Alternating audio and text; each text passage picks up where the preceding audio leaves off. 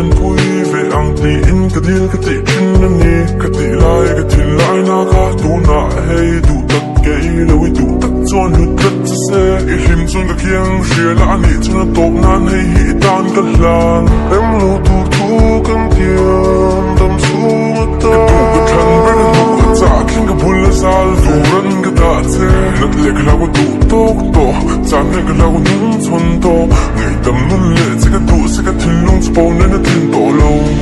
shil ka hai ne tin lai an ne di chak tan ra khua sei tlom mang chia dal chang se yam lung run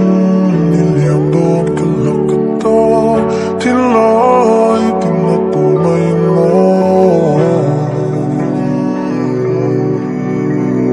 pulo len ke suang ek talo turi ka bisi zo kono rengin tiang turin no min duan tin lai na riang ke tin lai na tam ve na lo ke ro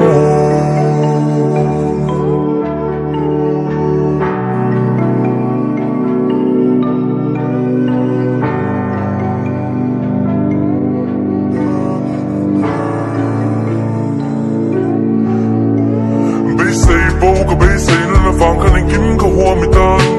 he le ro sum tin deng ai chung ka thang so ka ngi trong ma se kan tan rem ro tu khuanun nang le ke tan duan lo chu na a chiang du ma ila pial ra la ba kan tan rem lo dan ring so famin mo ni ten thing non chu ka chir liam don jam len tur chang in no ni le tha ang so kan ni to fang kha na mi har sa ka ti kal san ka ni kha kham ka ni nu pon ka tum lo i pu lo pek che top na ni se oh